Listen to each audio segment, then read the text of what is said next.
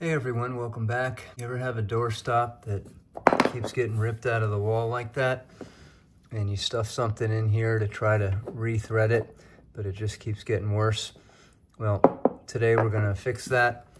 I'm gonna drill this opening, put a dowel in, and replace it with a flexible doorstop. Now, of course, one option is to use a stopper that mounts as part of the hinge on the door, but as you can see, that can cause damage to your trim over time and may not be the best solution for all the situations. So this one is behind our front door, and it's a solid wood door, as you can see. I just don't think it's practical to put a hinge mounted stopper here because I don't want to damage this trim, and also this door is so heavy. So really, that left us with keeping a doorstop here and trying something that's flexible so that if it gets kicked or hit with a vacuum cleaner, hopefully it will bend out of the way and not do this. So I have an old dowel here, just a piece of dowel, and this one's just a little bit bigger than 1/2 inch diameter. It's actually 9/16.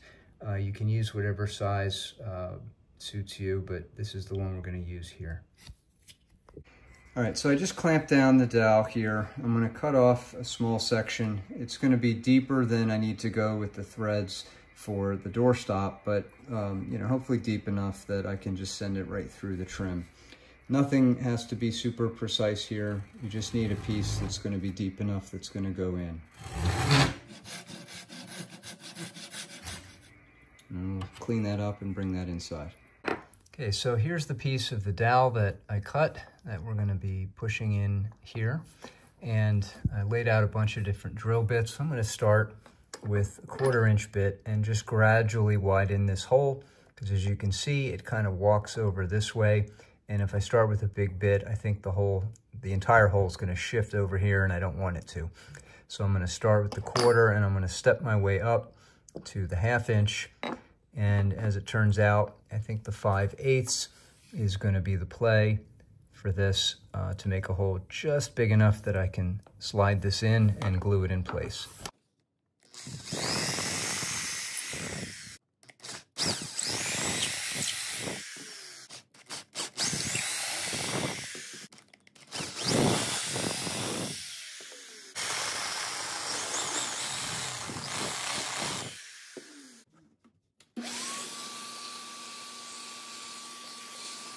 All right, now with the hole opened up, we're just gonna check and see how tight this is. And as you can see, it is pretty tight, which I think is good. We'll put some wood glue on there and then we'll pound it into place. Put this on both surfaces. I'll just get some around here, and I'll put some inside this channel as well. Wipe up some excess so it doesn't get everywhere. Get this in here like that.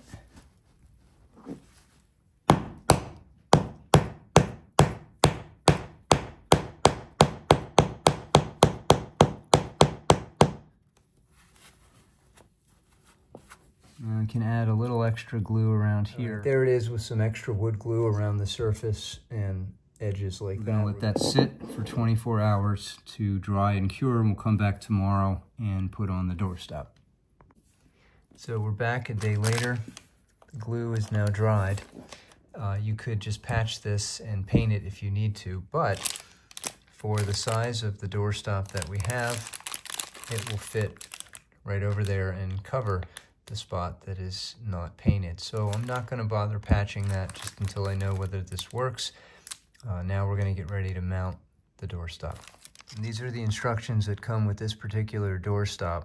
We're going to take the base off. That'll let this take the screw out, and then we're going to measure and drill a pilot hole before we put in the screw for the base.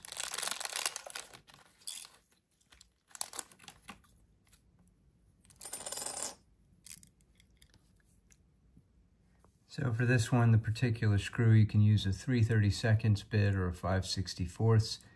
You can mark it, but I'm just going to center it right here on the dowel, and we'll pre-drill our pilot right about there. Now And we'll put the screw through the base here this way, and we'll screw this in so that the plate sits flush against that hole, just like this. And then you take the doorstop and you thread the screw in to the hole here and around until it catches. And then once that catches like that, that's on. And now you have your flexible doorstop. So hopefully that'll work and be much less likely to get ripped out of the wall and still be sufficient to take the impact of the door without damaging the door or letting it hit the trim. So I hope that was helpful. Thanks very much for watching.